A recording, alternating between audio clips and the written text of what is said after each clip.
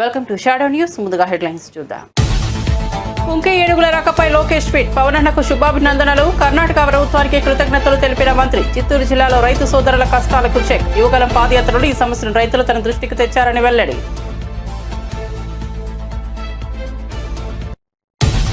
అమరావతిలో కొత్త సచివాలయ నిర్మాణంపై వైఎస్ జగన్ తీవ్ర విమర్శలు. 53 లక్షల చదరపు అడుగుల భారీ నిర్మాణం అవసరమా అని ప్రశ్న. ప్రస్తుతం 6 లక్షల చదరపు అడుగుల విస్తీర్ణంలోని సచివాలయం, అసెంబ్లీ ఉన్నాయని వెల్లడి.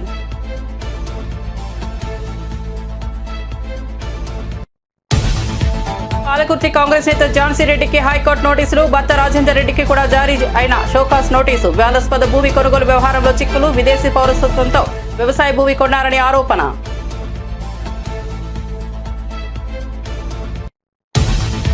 పీర్జాదిగూడలో అక్రమ నిర్మాణాలు. భారీ బందోబస్తు నడుమ కూల్చివేసిన హైడ్రా. రహదారులు, ప్రభుత్వ స్థలాల కబ్జాపై హైడ్రా కమిషనర్కు ఫిర్యాదులు. పీర్జాదిగూడలో అక్రమ నిర్మాణాలను కూల్చివేస్తున్న హైడ్రా అధికారులు.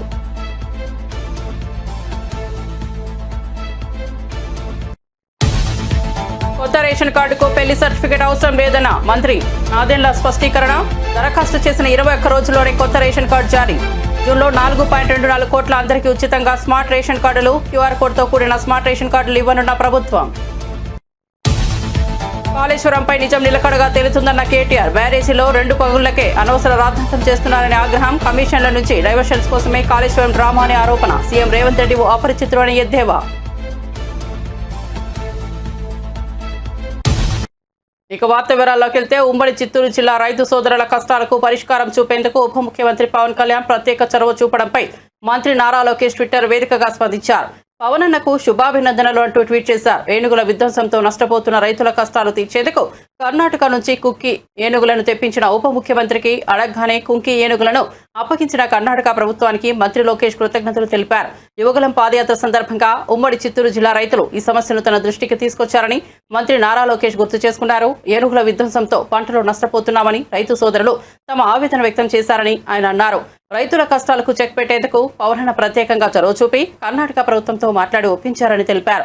కాగా ఏపీలో ఏనుగుల గుంపులను తరిమి కొట్టేందుకు కుంకి ఏనుగులను ఇవ్వాలని పవన్ కళ్యాణ్ కోరగా కర్ణాటక ప్రభుత్వం 4 కుంకి ఏనుగులను అప్పగించిన విషయం తెలిసిందే. అమరావతిలో తలపెట్టిన నూతన సచివాలయ నిర్మాణంపై వైసీపీ అధినేత మాజీ ముఖ్యమంత్రి వైఎస్ జగన్మోహన్ రెడ్డి తీవ్రస్థాయిలో విమర్శలు గుప్పించారు. ప్రస్తుతం ఉన్న సచివాలయం, అసెంబ్లీ భవనాల సరిపడా ఉన్నప్పటికీ 53 లక్షల చదరపు అడుగుల పైచిలకు విస్తీర్ణంలో కొత్త నిర్మాణాలు చేపట్టాల్సిన అవసరం ఏముందని కూటమి ప్రభుత్వాన్ని ప్రశ్నించారు. అనవసరపు వ్యయంతో పాటు కాంట్రాక్టర్లు కట్టబెట్టి ఆర్థిక ప్రయోజనాలు పొందడానికే ఈ భారీ నిర్మాణాలకు తెరలేపుతున్నారని ఆయన ఆరోపించారు. ప్రస్తుతం తాత్కాలిక అసెంబ్లీ, సచివాలయం 6 బ్లాకుల్లో సుమారు 6 లక్షల చదరపు అడుగుల విస్తీర్ణంలో ఉన్నాయని జగన్ గుర్తు చేశారు. అన్ని హెచ్ఓడి కార్యాలయాలు, సచివాలయంలోని సిబ్బంది మొత్తం కలిపిన 12,000 మందికి మించిలేరని, వారంతా ఇప్పటికే ఉన్న 6 లక్షల చదరపు అడుగుల విస్తీర్ణంలోనే విధులు నిర్వహిస్తున్నారని తెలిపారు. అలాంటప్పుడు కొత్తగా 53,57,389 చదరపు అడుగుల విస్తీర్ణంలో సచివాలయం, హెచ్ఓడి కార్యాలయాలు నిర్మించాల్సిన ఆవశ్యకత ఏముందని ఆయన నిలదీశారు.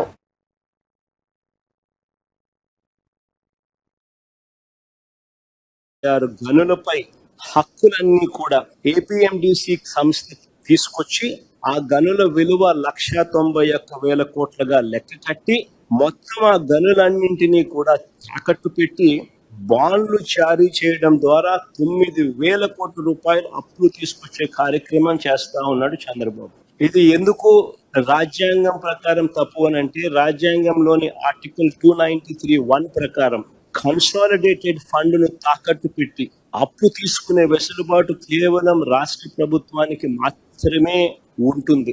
కానీ అప్పు కోసం చట్ట విరుద్ధంగా ఏకంగా రాష్ట్ర ఖజానాపై, అంటే రాష్ట్ర కన్సాలిడేటెడ్ ఫండ్ పై ప్రైవేట్ వ్యక్తులకు హక్కులు కనిపించిన చరిత్ర రాష్ట్ర చరిత్రలో కాదు, దేశ చరిత్రలో కూడా బహుశా ఎప్పుడు ఉండిండదు. ఇది చట్టరీత్యా నేరం. 293(1) very clearly, Constitution 293(1) clearly says, subject to the provisions of this act, the executive power of a state extends to borrow within the territory of India upon the security of the consolidated fund of the state within such limits, if any, as may from time to time to be fixed by the legislature of such state by law, and to the giving of guarantees within such limits, if any, as may be so fixed.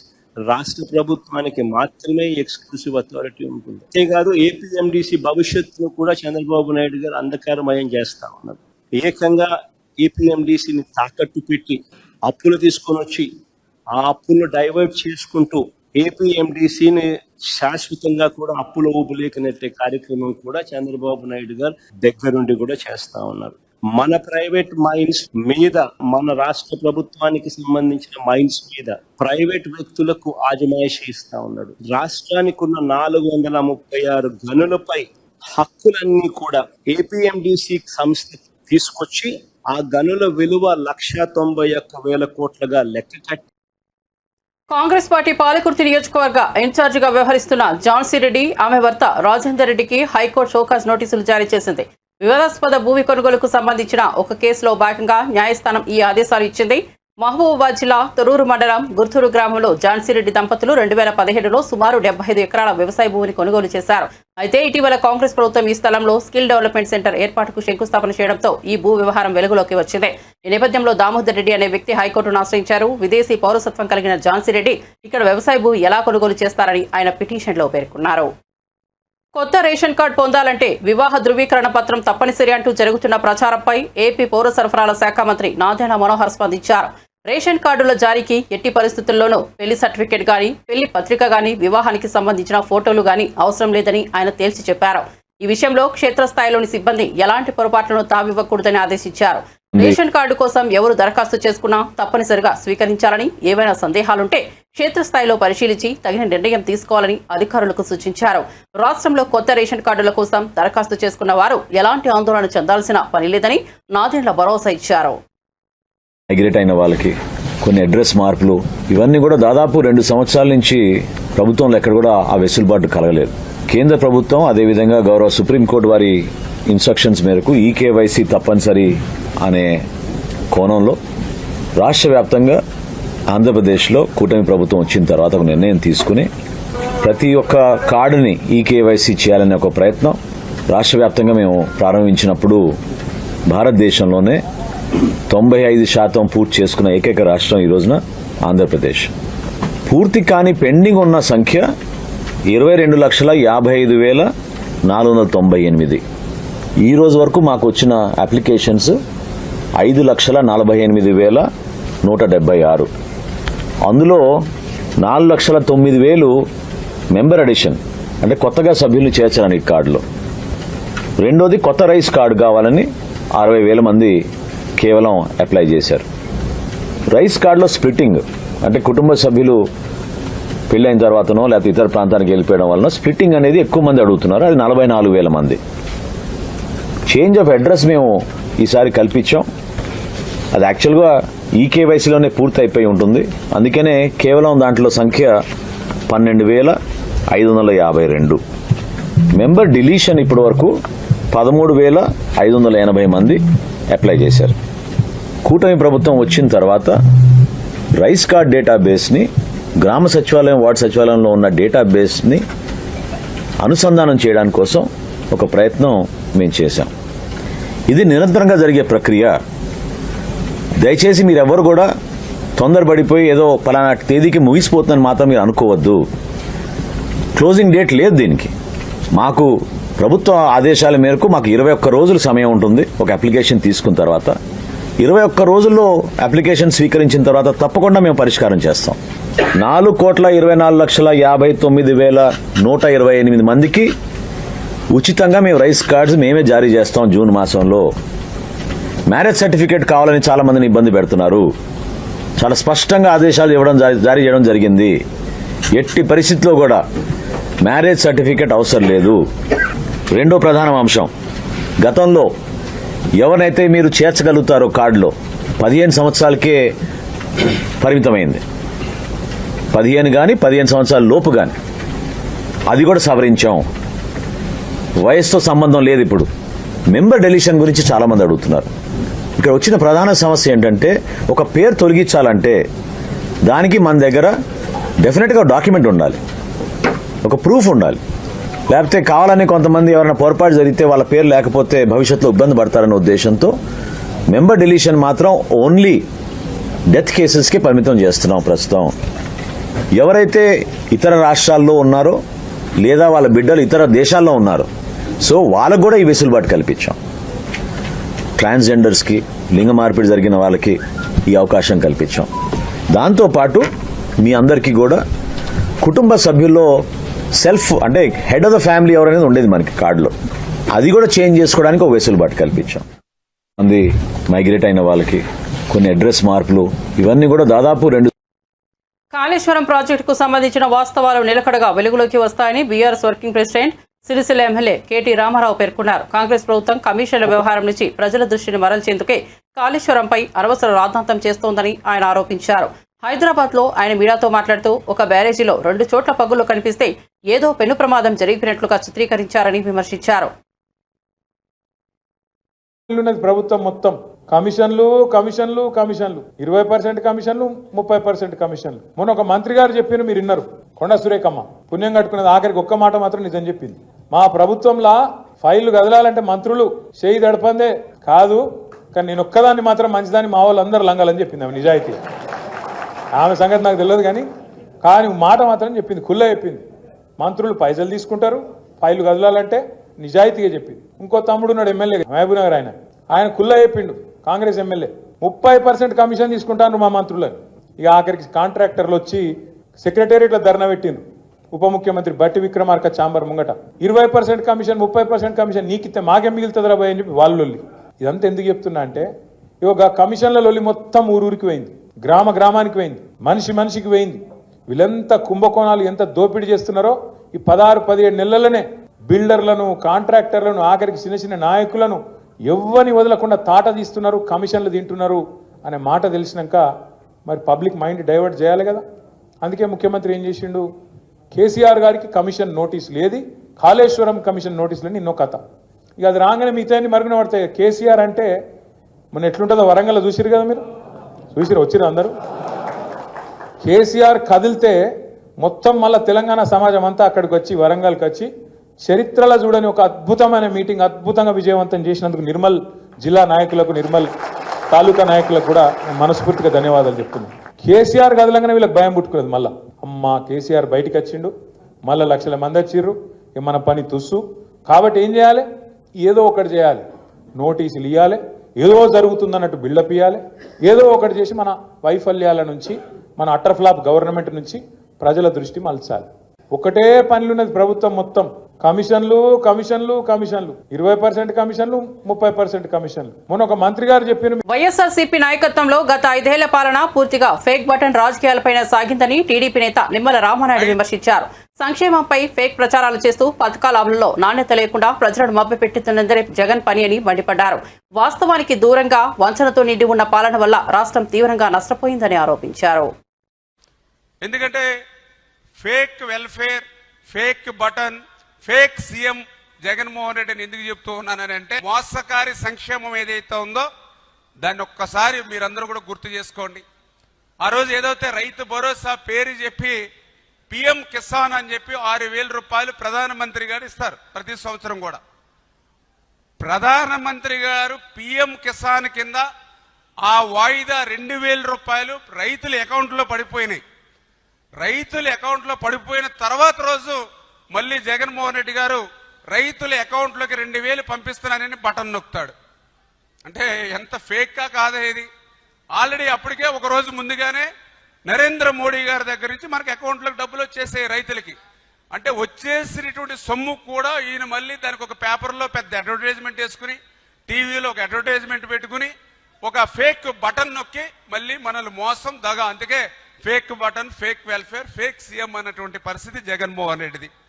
అదేవిధంగా ఆ రోజు మీ అందరికీ తెలుసు అమ్మఒడి, మనందరం కూడా చూస్తాం. ఆ రోజు భారతీరెడ్డి గారు వాడకి ప్రచారం చేస్తూ 2 బిడ్డలకి 15,000 30,000 రూపాయలు ఇస్తానని ఆ రోజు భారతీరెడ్డి వాడకి ప్రచారం చేసింది. వీడియోస్ సహా అన్నిట్లోనూ పేపర్లో ఉన్నాయి, టీవీలో ఉన్నాయి, అన్ని మనం చూస్తాం. కానీ అధికారంలోకి వచ్చాక మాట తప్పి మడమ తిప్పి 2 కాదని చెప్పి ఒకళ్ళకే ఇచ్చారు.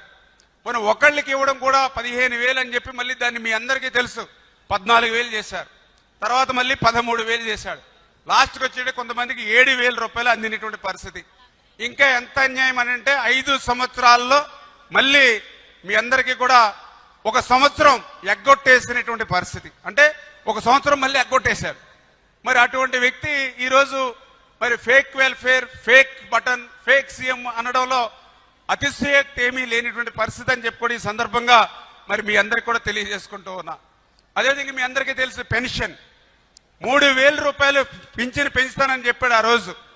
సరే 3,000 రూపాయలు పెంచుతాడని చూస్తే అప్పటికే 2,000 ఉంటే 1,000 రూపాయలు పెంచాలి. 1,000 రూపాయలు పెంచడానికి ఎంతకాలం పట్టింది ఆయనకి? 5 సంవత్సరాలు పట్టింది. 250, 250, 250, 250 అంటే 1,000 రూపాయలు పెంచడానికే 5 సంవత్సరాలు పట్టింది. మరి ఆ రోజు 3,000 రూపాయలు ఇస్తానని 5 సంవత్సరాలకు కానీ మరి ఆ హామీని అమలు చేయనటువంటి వ్యక్తి మరి fake button, fake welfare, fake CM అనడంలో మరి అతిశయోక్తి లేదనేటువంటి విషయాన్ని టాలీవుడ్ హీరోయిన్ నిధి అగర్వాల్ విజయవాడలోని ఇంద్రకీలాద్రిపై కొలువైన కనకదుర్గ అమ్మవారిని దర్శించుకున్నారు. భక్తి శ్రద్ధలతో ఆలయానికి చేరుకున్న ఆమెకు ఆలయ అధికారులు ఘన స్వాగతం పలికారు. దర్శనానంతరం వేద పండితులు ఆమెకు ఆశీర్వచనం అందించగా అమ్మవారి తీర్థ ప్రసాదాన్ని ఆలయ అధికారులు అందజేశారు. అమ్మవారి దర్శనంతో ఆధ్యాత్మికంగా ఎంతో ఆనందంగా ఉందని నిధి అగర్వాల్ భావోద్వేగంగా పేర్కొన్నారు.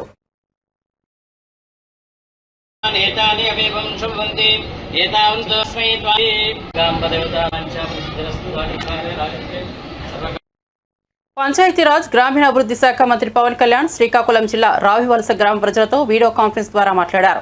గ్రామ అభివృద్ధిపై అభిప్రాయాలు తెలుసుకున్నారు. మౌలిక వసతుల కల్పన, రోడ్లు, నీరు, విద్యుత్, శుభ్రత వంటి అంశాలపై ప్రజలతో చర్చించారు. గ్రామాన్ని ఆదర్శ గ్రామంగా తీర్చిదిద్దేందుకు ప్రభుత్వ సమర్థవంతమైన ప్రణాళికలు అమలు చేస్తామని హామీ ఇచ్చారు. ప్రజాప్రతినిధులు, అధికారులు కలిసికట్టుగా పనిచేయాలన్నారు. నూతన గ్రామాభివృద్ధి మోడల్ను రావివలస నుంచి ప్రారంభించాలనే సంకల్పంతో మంత్రి స్పందించారు.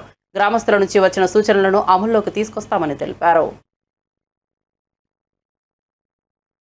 15 కోట్లు మీకు మంజూరు చేస్తున్నాం.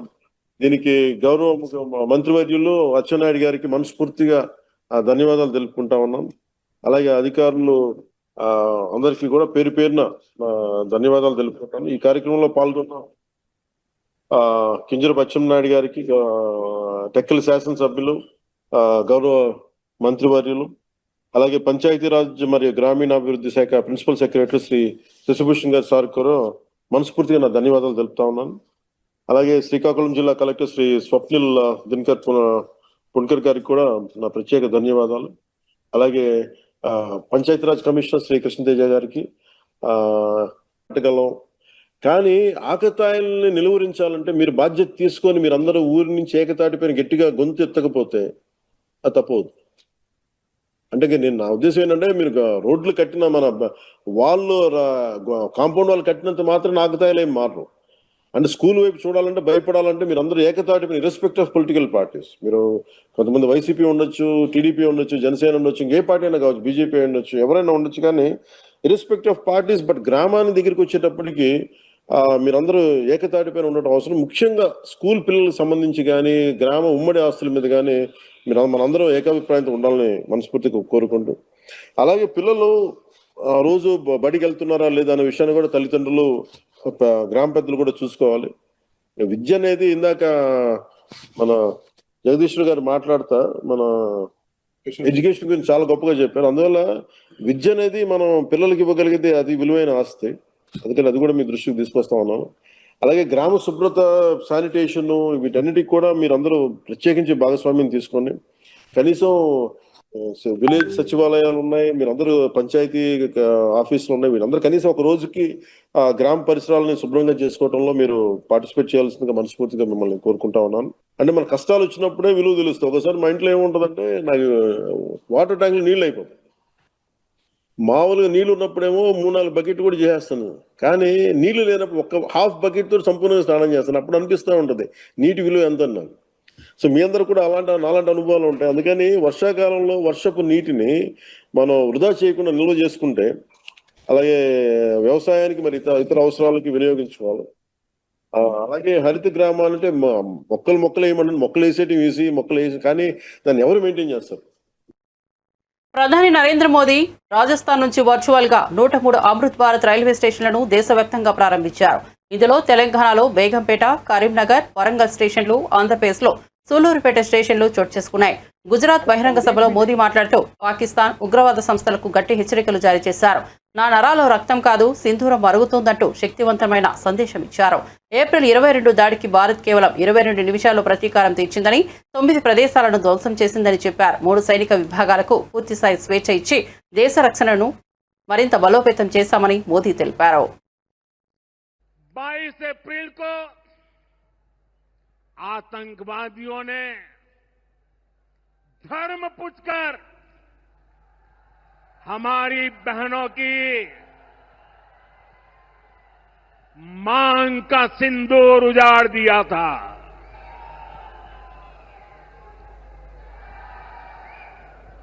वो गोलियां पहलगाम में चली थी, लेकिन उन गोलियों से 140 करोड़ देशवासियों का सीना छलनी हुआ था.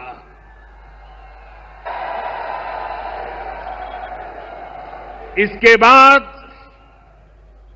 हर देशवासी ने एकजुट होकर संकल्प लिया था कि आतंकवादियों को मिट्टी में मिला देंगे, उन्हें कल्पना से भी बड़ी सजा देंगे. आज आपके आशीर्वाद से, देश की सेना के शौर्य से हम सब उस प्रण पर खरे उतरे हैं. हमारी सरकार ने तीनों सेनाओं को खुली छूट दे दी थी.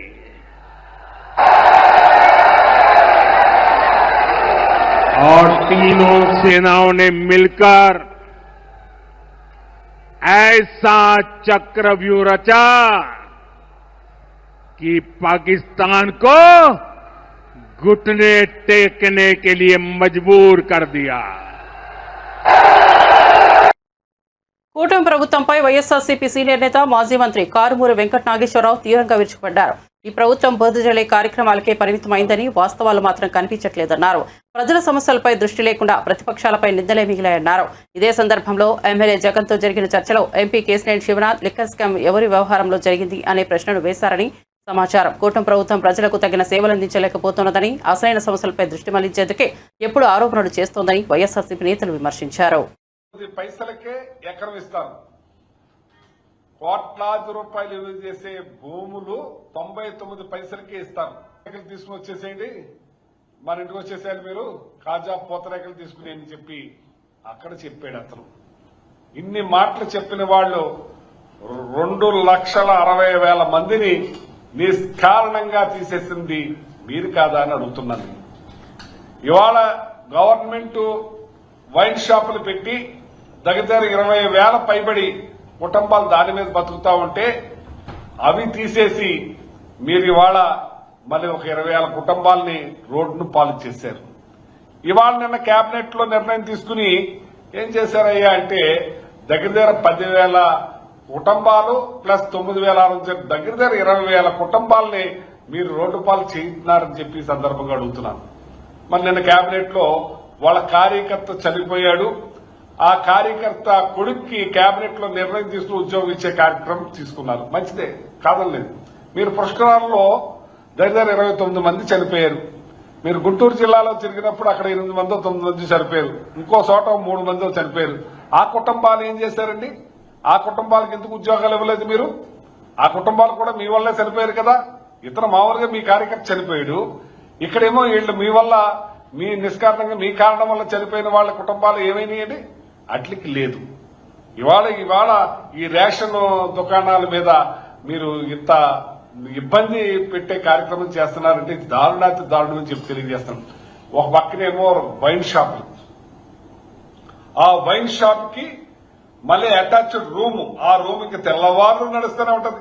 ఇంక 24 గంటలు ఆ రూమ్ లో మందు అమ్ముతానే ఉంటారు యథేచ్ఛగా. మా తణుకులో మన ఏమైంది, తెల్లవారులు అమ్ముతుంటే ఒకడు వచ్చి ఒక రాడ్ ఇచ్చుకుని ఒకడు పురపాలు కొట్టేశారు. ఒక ఏలుపూరు గ్రామంలో ఒక మనిషిని 3:30కి చంపేశారు. అంటే మీరు ఆ టైం దాకా అమ్మబట్టే కదా అసలు జరిగింది. ఇలాంటి అన్ని జరుగుతా ఉన్నది మాత్రం మీకు కావాలి. ఇంటికి మాత్రం డెలివరీ చేస్తున్నారు. ఏది మందు డెలివరీ అవుతుంది ఇంటింటికి, కానీ ఈ రేషన్ డెలివరీ మాత్రం వద్దంటున్నారు. ఇందులో పెన్షన్దారులు ముసలి వాళ్ళు ఉన్నారు, మరి అంగవైకల్యం ఉన్న వాళ్ళు ఉన్నారు, చాలా మంది పనికి వెళ్లే వాళ్ళు ఉన్నారు. వాళ్ళందరికీ ఇది మంచి జరుగుతా ఉంటే దగ్గర 20,000 కుటుంబాలు బతుకుతా ఉంటే దాని జపాలి హనుమాన్ ఆలయంలో TTD chairman BR Naidu Shri హనుమంతునికి టీటీడీ తరపున పట్టు వస్త్రాలు సమర్పించారు.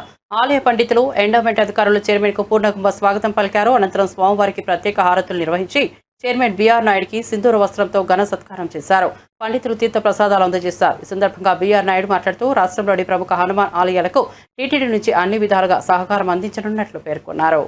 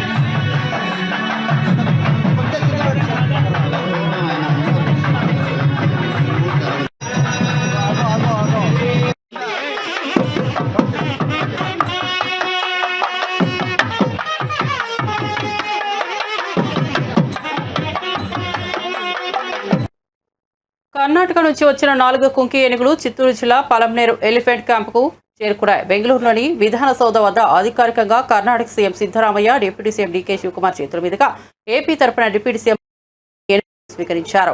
అటవీ శాఖ ఆధ్వర్యంలో రాష్ట్రంలోని తొలి ఏనుగుల ప్రాజెక్టు పలంనేరులో ఏర్పాటు చేయడం గర్వకారణమని అధికారులు తెలిపారు. దేవ, కృష్ణ, అభిమన్యు, మహేంద్ర పేర్లతో వచ్చిన ఈ ఏనుగులు మావటి శిక్షణ ఏజెన్సీ సేవలు అందించనున్నాయి. మరో 4 ఏనుగులు మరిదశలో అందజేస్తామని కర్ణాటక ప్రకటించింది.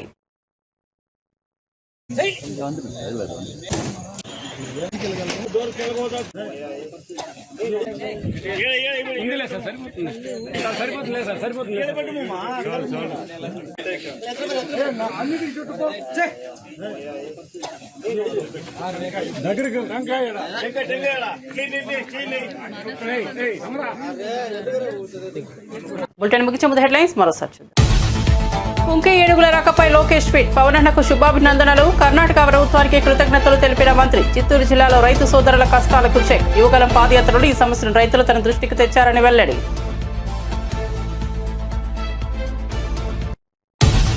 అమరావతిలో కొత్త సచివాలయ నిర్మాణంపై వైఎస్ జగన్ తీవ్ర విమర్శలు. 53 లక్షల చదరపు అడుగుల భారీ నిర్మాణం అవసరమా అని ప్రశ్న. ప్రస్తుతం 6 లక్షల చదరపు అడుగుల విస్తీర్ణంలోని సచివాలయం, అసెంబ్లీ ఉన్నాయని వెల్లడి.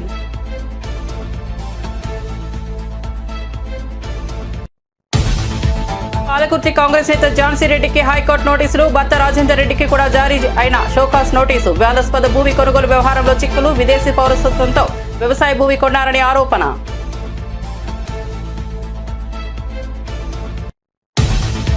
పీర్జాదిగూడలో అక్రమ నిర్మాణాలు. భారీ బందోబస్తు నడుమ కూల్చివేసిన హైడ్రా. రహదారులు, ప్రభుత్వ స్థలాల కబ్జాపై హైడ్రా కమిషనర్కు ఫిర్యాదులు. పీర్జాదిగూడలో అక్రమ నిర్మాణాలను కూల్చివేస్తున్న హైడ్రా అధికారులు.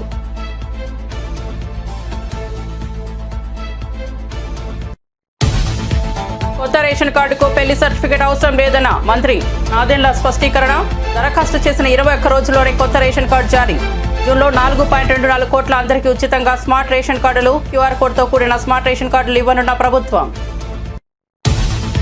కాళేశ్వరంపై నిజం నిలకడగా తేలుతుందన్న కేటీఆర్. బ్యారేజీలో 2 పగుళ్లకే అనవసర రాద్ధాంతం చేస్తున్నారని ఆగ్రహం. కమిషన్ల నుంచి డైవర్షన్స్ కోసమే కాళేశ్వరం డ్రామా అనే ఆరోపణ. సీఎం రేవంత్ రెడ్డి ఓ అపరిచితుడు అని ఎద్దేవా. మరిన్ని అప్డేట్స్ కోసం చూస్తూనే ఉండండి షాడో న్యూస్.